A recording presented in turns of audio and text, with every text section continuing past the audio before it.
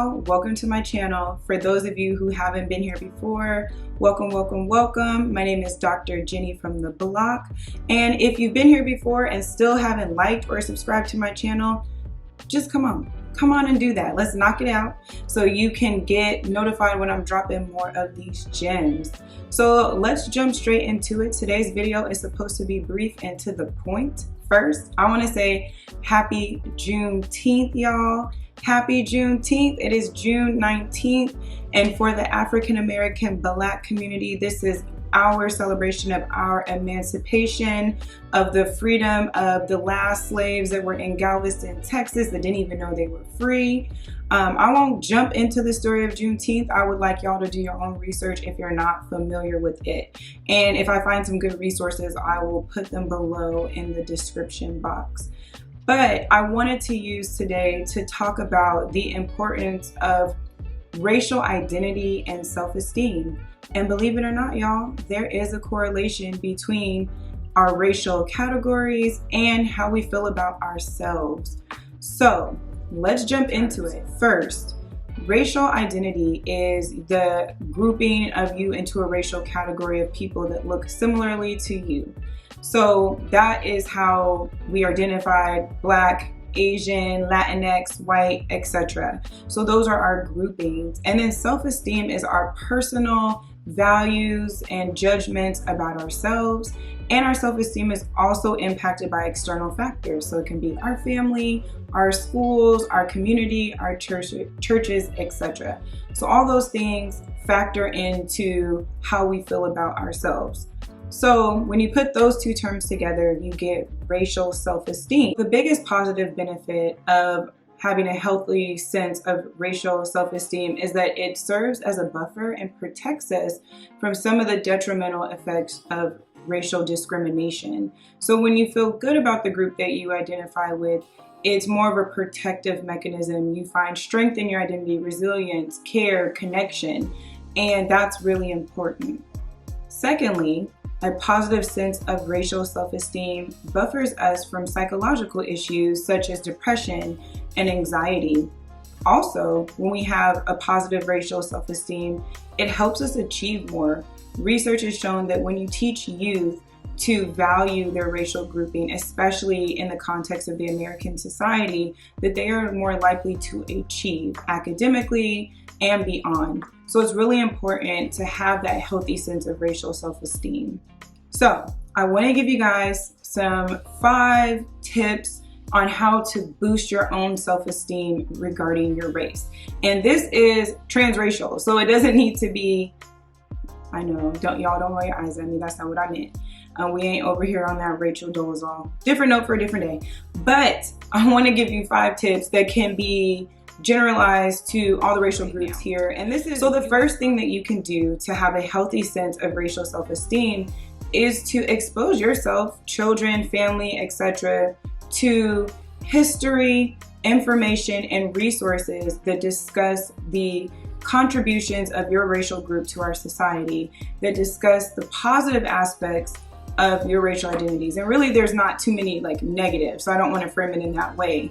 But I think oftentimes we're exposed to the oppressive messages, and it's important to understand our histories and our context, but it's also important to relearn history in a way that makes room for all of us.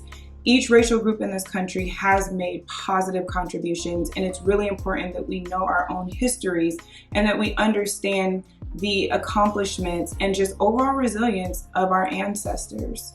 Second, it's really important to discuss our feelings about the racial groups that we belong to.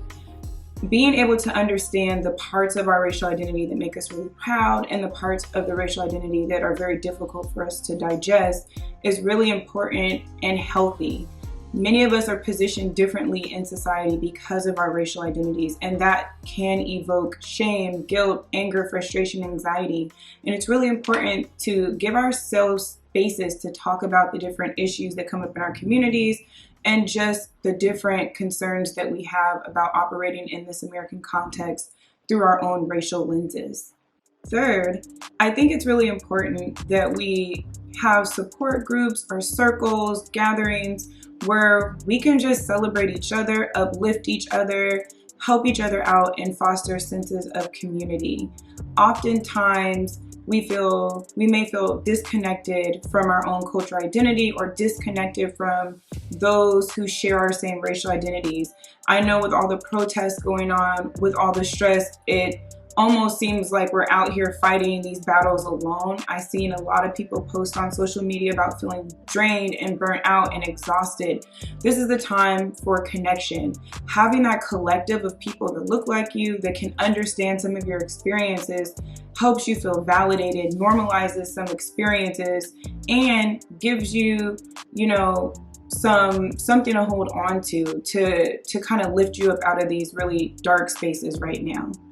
Fourth, one of my favorite things, affirmations. So I am all about affirming myself, affirming other people. I don't know how many of you have watched Insecure, but at times I am Issa. I definitely walk around my house pumping myself up. I like talking to myself, uplifting myself. I do rap in the mirror, and I started doing that before I even seen Insecure. But affirm yourself, affirm your children, affirm the people in your life and in your community. We all need to hear positive things to feel cared about and loved. The fifth thing, and I think one of the more important things, is to remember that you being born into the body that you have, having the racial identity that you have, is not the problem. Here in America, there are systems that are built to oppress us and our varying identities, not just our racial identities. And to remember that there's nothing wrong with your skin, there's nothing wrong with that melanin, there's nothing wrong with it at all. Just remembering that we are operating in a system that makes you think, or wants you to think, that you are bad, that you are not worthy, and that couldn't even be further from the truth. So I hope these 5 tips help. I hope you can apply them somewhere in your life, and just take care of yourselves. Have a beautiful, enjoyable Juneteenth. I plan on enjoying this day. I'm already ready. But yeah, in the meantime, if you haven't, please remember to like, subscribe, and also follow me on Instagram at Dr. Jenny from the Block, where I post similar and different content. And that's also an opportunity for you to write me and give me your thoughts about my videos, and also suggest new ideas.